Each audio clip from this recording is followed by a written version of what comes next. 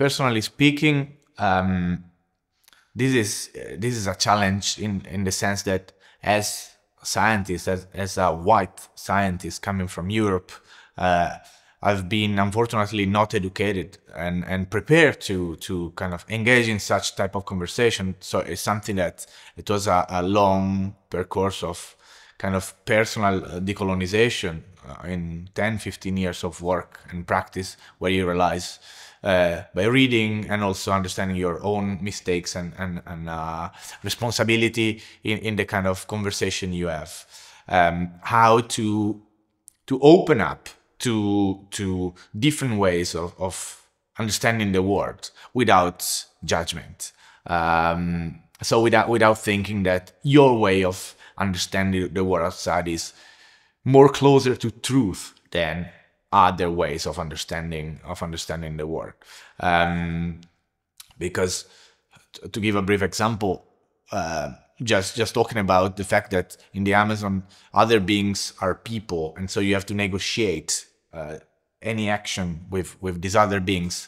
That's have different implications, and given the impact that our presence, that is framed into capital accumulation and extraction of value from natural resources, this is having an impact, and it's kind of the natural world is getting back.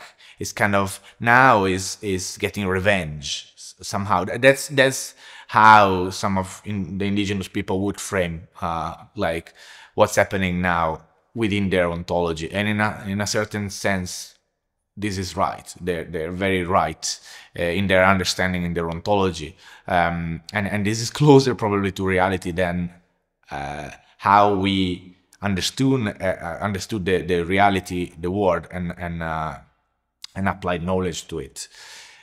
This is to go something big, but sometimes you have conversation on even small things like plants.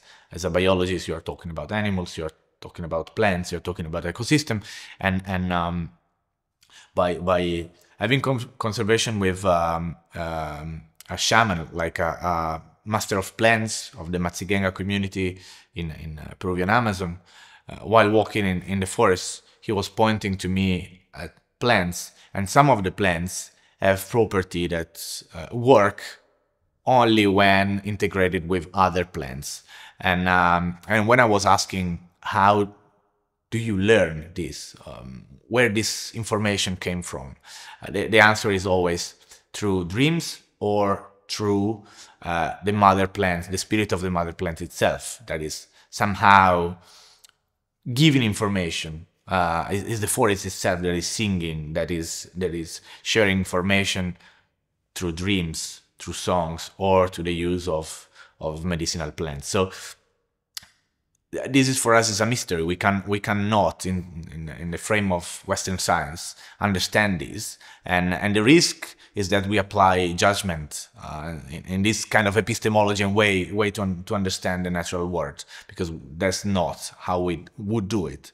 But it's very important to respect it and flow with it, because sometimes just having this conversation is when you find very important things about nature, when you get important discoveries. To a young colleague of mine going for the first time to work on indigenous land, I would just recommend to be extremely humble and go without any prejudice, but with curiosity. At the same time, not forgetting where you are coming from, that is related to even your skin color, your past history, and the colonial kind of inheritance that is linked to your presence in a place. So and relationships take time, and just respect each other.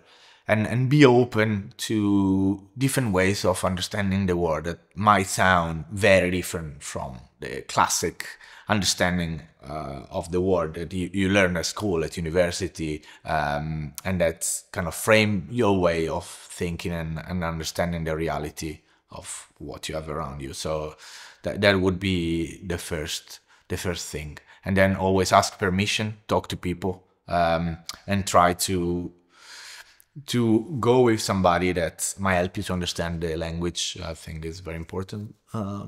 Based also on some past experience and mistakes, is always very important to have full understanding of the language of the people who traditionally live in a place.